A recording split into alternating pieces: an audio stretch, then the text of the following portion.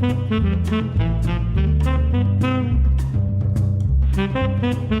and welcome to the History of Africana Philosophy by G.K. Jeffers and Peter Adamson, brought to you with the support of the King's College London Philosophy Department and the LMU in Munich, online at historyofphilosophy.net.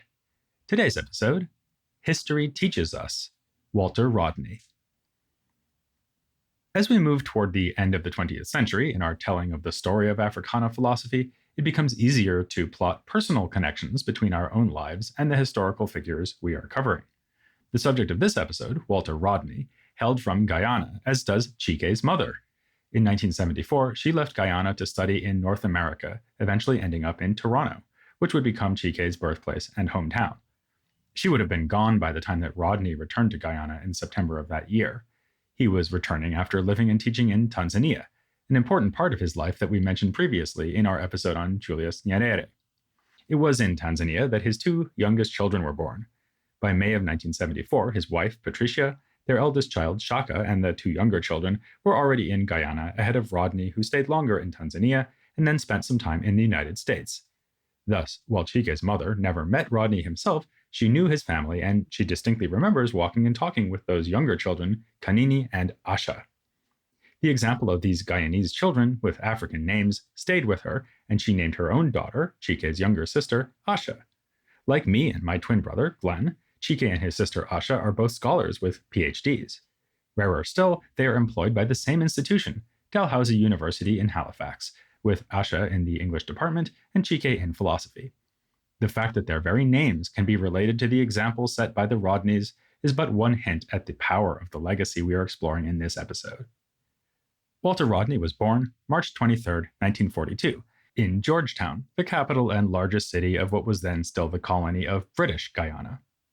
Through academic achievement and scholarships, he managed to enter Queen's College, the colony's most elite secondary school, and he moved on from there to the University of the West Indies, usually called UWI for its initials, in Jamaica, where he attained a bachelor's degree in history.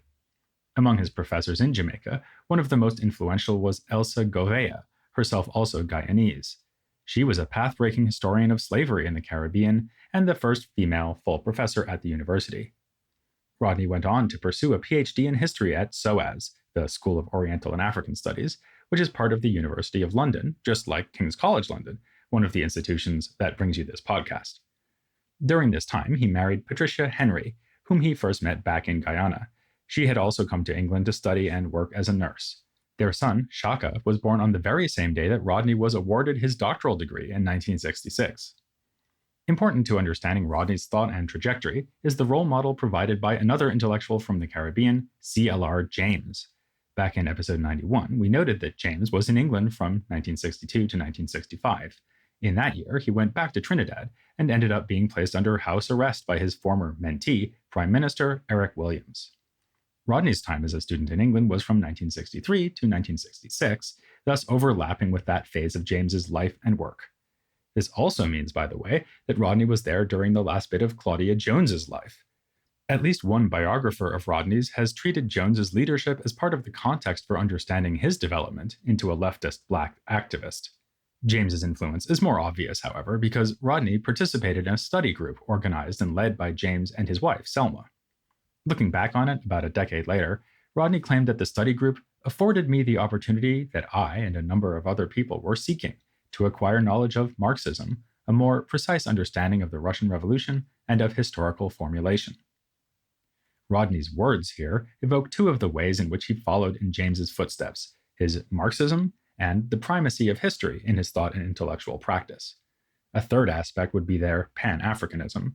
Like James, Rodney aimed to apply the tools of Marxism and historical analysis to the task of understanding and changing the various situations of people of African descent across the world. Here, it is worth placing Rodney in the context not just of other Caribbean intellectuals, but more specifically of Guyanese intellectuals, or even more specifically of Afro-Guyanese intellectuals, since we're not going to speak at this point of Guyanese intellectuals of other backgrounds. But we will say that there are two things about Guyana worth pointing out for those who don't know. First, it is geographically in South America, but in many cultural and political respects it is understood and recognized as part of the Caribbean. Second, while most of the population is not white, those of African descent are not in the majority, and do not even represent the largest group in the society. These would be those whose ancestors came to Guyana from India as indentured servants. We'll return to the topic of Guyana's racial demographics later on. For now, let us note two of the other prominent Afro-Guyanese intellectuals of the 20th century, George G.M. James, no known relation to C.L.R. James, and Ivan van Sertima. Like Rodney and C.L.R. James, both of these men are famous for their work as Pan-Africanist historians, but the Marxism that was so important to Rodney and his Trinidadian mentor is not part of their approach. George James is best known for his 1954 book, Stolen Legacy, whose long and bold subtitle makes its relevance to this podcast obvious. The subtitle reads, "The Greeks were not the authors of Greek philosophy, but the people of North Africa, commonly called the Egyptians." Van Sertima, meanwhile, is best known for a book published in 1976 whose title is comparably succinct, but in its own way just as bold, They Came Before Columbus, The African Presence in Ancient America.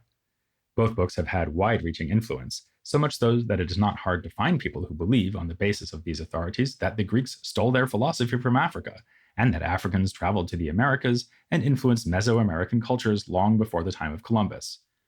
While Van Sertima is the scholar most commonly associated with the claim about pre-Columbian visits by African travelers, there were others who suggested it before him, including W.E.B. Du Bois, in the first chapter of his 1924 book, The Gift of Black Folk. That said, we should also note that the claim is widely viewed as unsupported by the evidence among historians of the Americas before the arrival of Europeans. George James's characterization of the relationship between Greek thought and Egyptian thought has also been criticized as pseudo-historical.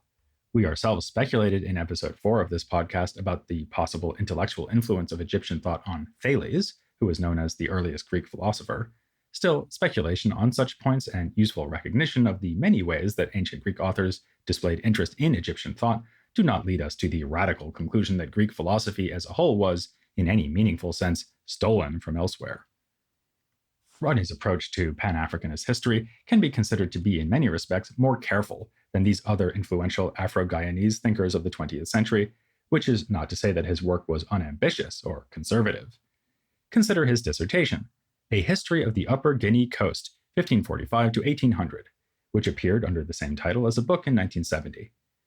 In the preface to the book version, we learn that he aims, among other things, to paint a picture of the particular section of the West African coast that he chose to study as it was in the mid-16th century, while it was still free of profound European influence. This does not mean free of any European influence whatsoever. After all, it was in the 16th century that the transatlantic slave trade got underway. Still, the phrase indicates Rodney's goal of breaking colonialism's hold on historical knowledge. The area of the West African coast that he calls the Upper Guinea Coast stretches from the Gambia River, which runs through the present-day country of the Gambia, to Cape Mount in present-day Liberia. This means that, in addition to the two countries just mentioned, parts of Senegal, Guinea-Bissau, Guinea, and Sierra Leone are included as well. Remember that all of these countries are the results of borders drawn by colonizers, the French, the Portuguese, the British, and, in the case of Liberia, the American Colonization Society. The resulting problem, one that Rodney encountered in previous scholarship, was a failure to treat this geographically and historically distinct region as a unit. This despite the fact that, as he put it, to project colonial boundaries into the pre-colonial period lacks all justification. By taking the region and its history seriously, Rodney was making an effort to see Africa through indigenous rather than colonial lenses. That effort made all the more difficult by the necessity of relying on European sources of information. And though Rodney later looked back on the dissertation with a critical eye and said he would certainly not see it as a strong statement of Marxian scholarship by any means, it displays an impressive ambition of a distinctive Third World Marxist variety to balance recognition of two things. On the one hand, the uniquely disruptive and dehumanizing character of European imperialism. On the other, the fact that there were already pernicious class hierarchies in pre-colonial African societies. Early in the book, he directly attacks the assumption that these traditional societies were uniformly, or even largely, egalitarian, writing, "The prevalent communal image of African society may serve to obscure the decisive differences between the masses and the nobility."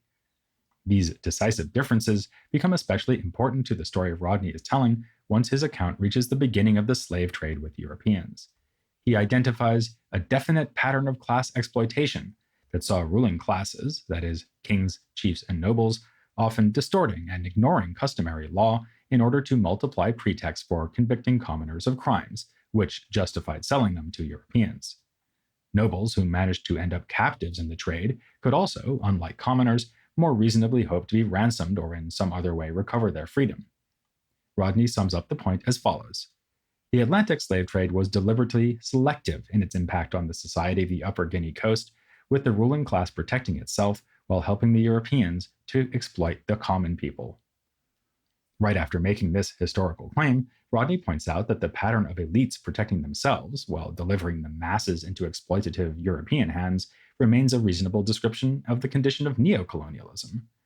This point exemplifies his commitment to investigating the past in a way that illuminates the present. Clearly, he is inviting harshly critical judgments of the African ruling elites in both the pre-colonial past and the post-independence present. Yet he quickly reframes the point to make sure that Europeans are not let off the hook. Just as we call the post-independence situation in many African countries neo-colonial, we'd be justified calling the period of the slave trade proto-colonial. He offers this explanation of the power dynamic at work. Though on the one hand there was no semblance of European political control over the African rulers, on the other it was the Europeans who were accumulating capital. This simple but significant contrast reminds the reader that acknowledging hierarchy and exploitation among Africans should never mean obscuring the European stimulation of the trade, the eventual scramble to carve up Africa, and the continued involvement in African affairs after the apparent end of colonialism. Rodney moved to Tanzania from England in 1966. He would have been interested in going to West Africa, since that was the subject of his research, but nothing there seemed a good fit. He wrote to Terence Ranger, the British historian who was then head of the history department at the University of Dar es Salaam, and got a favorable response. This letter to Ranger was clear, however, about the fact that Rodney planned to occupy a position at the university only temporarily, as he already felt committed to returning to UWI, the University of West Indies in Jamaica, which we mentioned before. He later explained his mindset by saying that his decision to go to Africa was always in his mind a means to an end rather than an end in itself. I was returning to the Caribbean by way of Africa. His model of Pan-Africanist struggle involved learning what he could during his time in Africa, and then ultimately going home to the Caribbean to use that knowledge. This is what he seemed to be doing when he left Tanzania for Jamaica in early 1968. What he did not know is that he would be back in Tanzania the very next year. The year 1968 stands out as perhaps the most tumultuous year in a famously tumultuous decade. One of the year's many noteworthy tumults happened in October in Kingston, Jamaica, and this particular period of unrest is known as the Rodney Riots. To understand why he has the odd distinction of a set of riots being named after him, we must first see how Rodney's return to Jamaica allowed him to emerge as a kind of public intellectual, and a uniquely accessible one at that. Rodney made himself available, first of all, by giving a number of public lectures, the most well-known of which were a pair of speeches delivered at the UWI Student Union in which he attempted to clarify the nature of the movement of the moment, namely Black Power. Perhaps even more important to the story of the riots than Rodney's public lectures, though, was his engagement with people outside academic structures. Most famously, Rodney began to connect regularly with adherents of Rastafari, that unique religious creation of the Caribbean that we discussed in detail a few episodes ago. We pointed out that Rastas in the 1960s were subject to persecution and repression as a result of their challenge to Jamaica's status quo. The revolutionary potential of a link between this set of troublemakers and a prominent Marxist intellectual produced such a reaction of fear in the Jamaican government that Rodney was banned from the country, a decision that led directly to the riots. From a philosophical perspective, the lasting legacy of this time is undoubtedly The Groundings with My Brothers, an influential collection of speeches and writings by Rodney published in 1969 by Bogle Louverture Publications, which was a press created in England as part of protests against Jamaica's ban on Rodney. Let's look first at the book's second and third chapters, which print the aforementioned speeches on Black Power. The two talks complement one another, as the aim of the first is to provide a basic understanding of Black Power as a doctrine, movement, and goal, paying attention to the context in which it first emerged the United States. The second is about Black Power's relevance to the West Indies. It thus elaborates on the ideal so as to emphasize the demands it makes on Caribbean societies in particular. Near the beginning of the first speech, we find a noteworthy overlap in his way of thinking about race with the subject of our last episode, Steve Biko. Like Biko, Rodney treats black as synonymous with non-white. The definition which is most widely used the world over is that once you are not obviously white, then you are black and are excluded from power. Power is kept pure, milky white. The claim that the division of all the world's people into the two categories, black and white, is most widely used is likely to surprise many of us. Rodney himself implicitly recognizes that it is not obviously the common sense notion of race in the Caribbean, by commenting on the socioeconomic positioning of various groups generally understood as neither black nor white in the second speech. Rodney clearly understands racial distinctions to be socially constructed in a way that is tied to power relations. He claims in both speeches that it is the white world that has defined who counts as white. He treats racialism as something born in the context of slavery in the West Indies and the American South that gradually became a worldwide phenomenon. The question arises whether race has become less of a concrete reality and more of a convenient political metaphor when Rodney reports a comment by Stokely Carmichael, according to which Fidel Castro counts as one of the blackest men in the Americas. Rodney agrees and claims that it similarly makes sense to say that the leaders of Caribbean countries, where Carmichael had been declared persona non grata, qualify as white. Note the irony that this implies the whiteness of Eric Williams, despite Rodney's explicit and positive reference to Williams earlier in the same speech.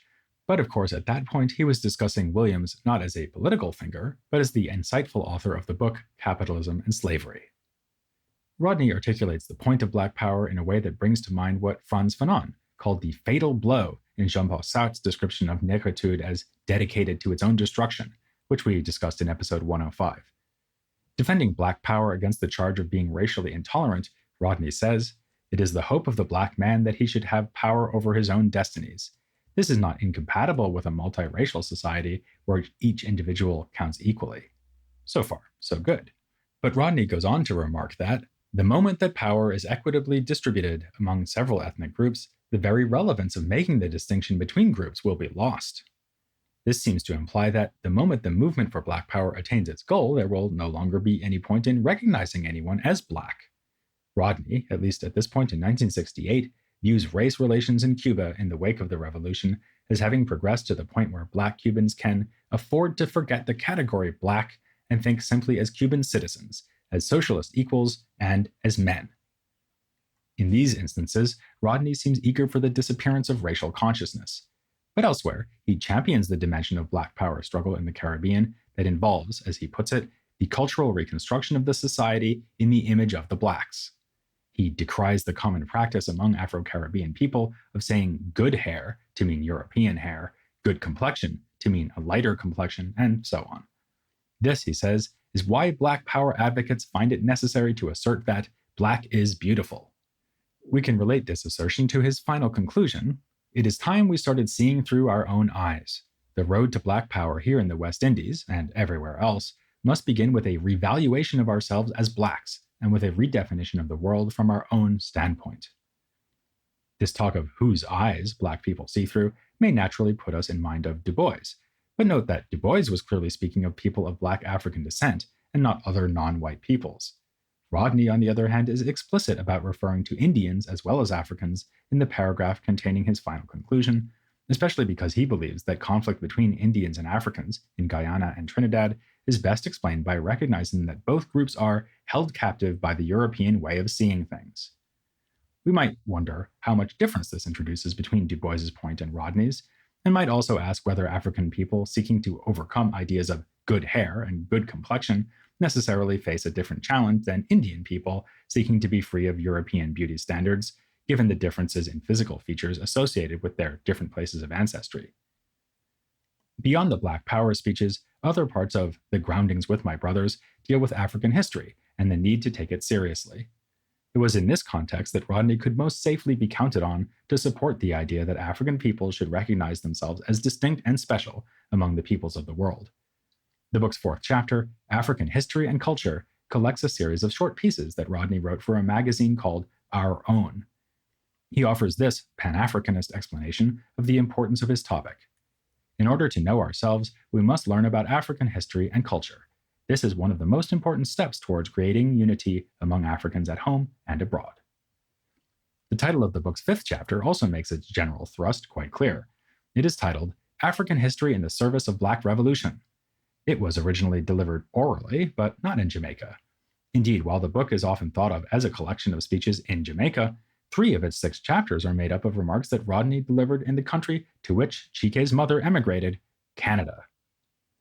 Rodney presented African history in the service of Black Revolution at the Congress of Black Writers, held in Montreal from October 11th to 14th, 1968. David Austin has written about how the city of Montreal from late 1968 to early 1969 became a remarkable center of Black power. This was thanks to a pair of momentous events. One was the Congress, which featured C.L.R. James, Stokely Carmichael, Walter Rodney, and a number of other significant figures of the time. The second was the Sir George Williams Affair, a protest against racism led by West Indian students at what is today Concordia University. The protest included an occupation of a 9th-floor computer center that ended up in flames when riot police clashed with the students occupying it. A central figure in both the conference and the protest was Ruzi Douglas, who came to Canada from Dominica, the island home of Chike's father. Douglas was imprisoned for his involvement in the protest and subsequently deported back to Dominica. In 1975, he published Chains or Change, Focus on Dominica, which follows Rodney's example by reflecting on the meaning of Black power in a particular Caribbean context. Douglas later became the Prime Minister of Dominica in 2000, although sadly he died before that year was through. Nor should we neglect to mention the most prominent participant in the Congress, who was actually from Canada, Burnley Rocky Jones of Nova Scotia, sometimes spoken of as Canada's Stokely Carmichael. Canadian authorities saw such a threat in Black power that when Rocky brought the original American Stokely and his wife, Miriam Makeba, to Halifax for a leisurely visit after the conference, they were constantly tracked and watched by the police. As for Rodney's participation in the Congress, alongside the paper on African history, he presented a Statement of the Jamaican Situation, which became the first chapter of Groundings. As we learn from David Austin, it was co-authored with Robert Hill. Then a student from Jamaica at the University of Toronto, Hill would go on to become a prominent historian, best known for his work on Marcus Garvey. The statement read at the conference criticizes the Jamaican government of the time as repressive and neo-colonial. As if eager to confirm this accusation, that very same government, led by Prime Minister Hugh Shearer, used the opportunity of Rodney's trip to Montreal to ban him. So, when Rodney arrived in Jamaica, he was denied entry and had to go back to Montreal.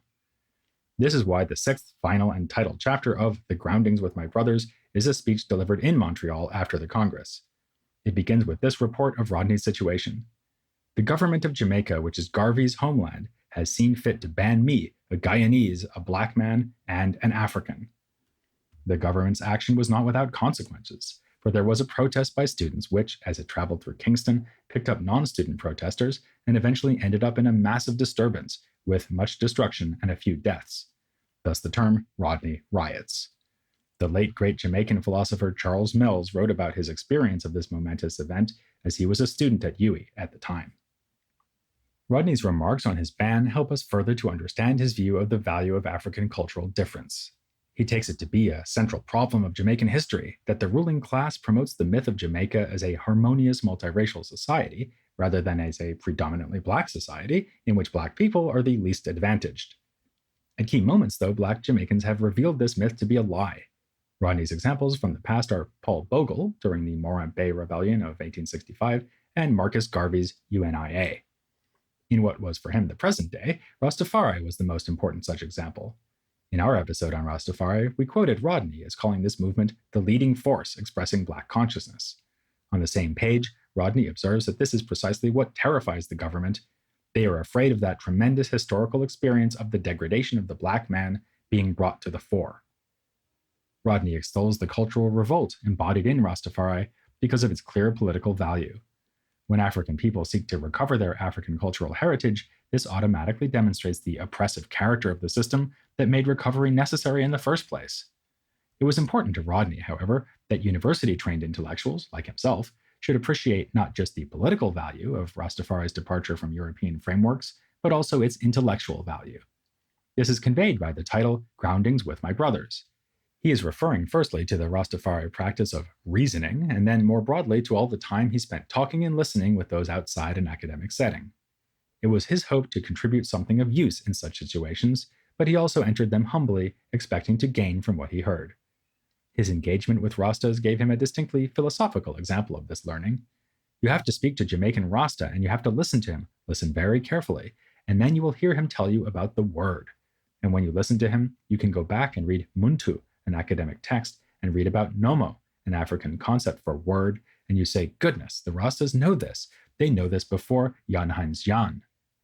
Rodney refers here to a book by a German scholar of African literature that drew heavily on the ethno-philosophical school in African philosophy. Rodney suggests that university-educated intellectuals who have been taught to accept that which is European as authoritative need to be open as an alternative to listening for the echoes of Africa in Rastafari discourse. Soon enough, Rodney would quite literally go back to Africa, returning to Tanzania in 1969 after some time in London and Cuba. As we've noted earlier, he stayed in Tanzania until 1974. Rodney once commented of his initial arrival in the country years prior that he felt he had been afforded the opportunity to grow in conjunction with the whole movement of a society.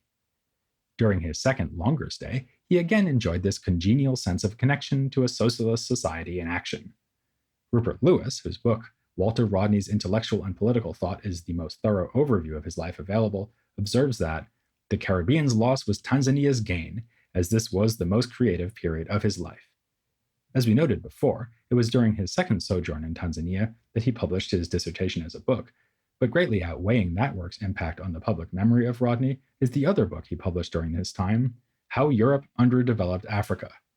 Generally held to be his magnum opus, it makes a systematic case for European exploitation as the best explanation for the relative poverty of Africa. It's among the classics of Black radical thought, like Du Bois's Black Reconstruction, James's Black Jacobins, and Williams's Capitalism and Slavery.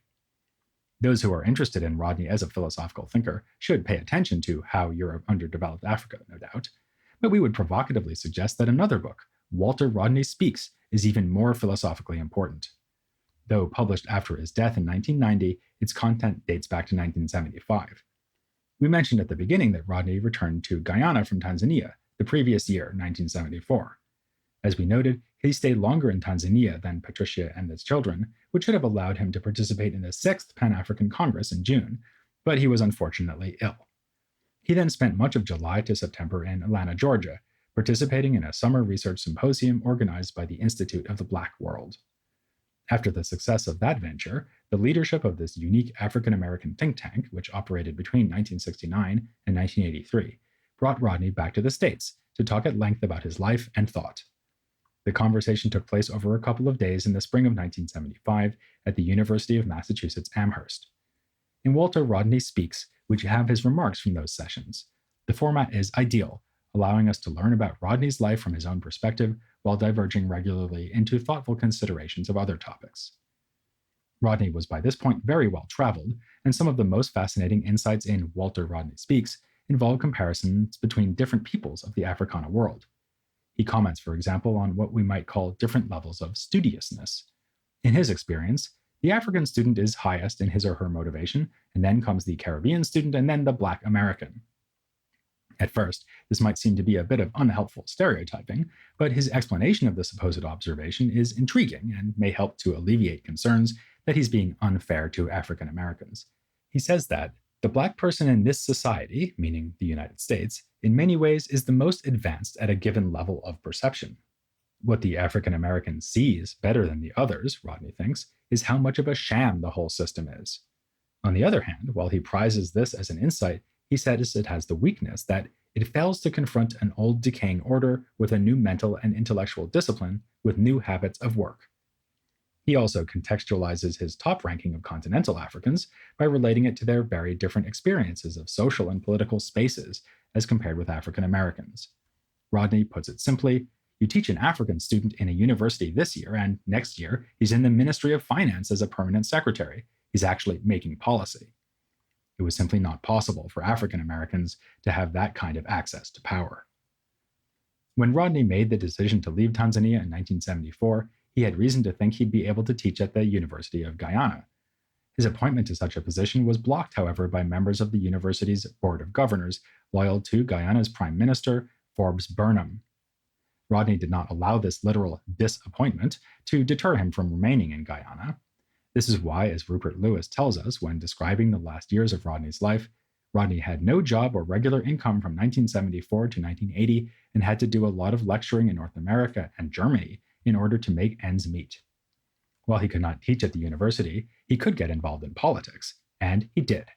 This, of course, increased antagonism between himself and Burnham, a defining feature of these last years of his life. But the roots for that conflict were planted in the earlier part of his life.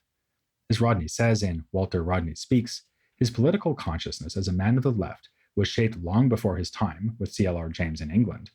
Rodney's parents, and especially his father, were involved in the formation of the People's Progressive Party, the PPP. It was an avowedly socialist party, and Rodney came to see this as formative. Linking himself with another prominent Afro-Guyanese thinker of his generation, the economist Clive Thomas, Rodney speculates that the example of the PPP as a mass party gave them an openness to socialism that may have been less common in other Caribbean countries. PPP was also a multiracial party, formed through an alliance between Burnham, who was Afro-Guyanese, and Cheddi Jagan, who was Indo-Guyanese. Eventually, though, Burnham broke away to start the People's National Congress, the PNC, and soon the PPP was looking to Indians for its base, while the PNC garnered the African vote. By the time Rodney returned to Guyana, Burnham had been in power for the 8 years during which Guyana had been independent, with widespread concerns about the fairness of the elections.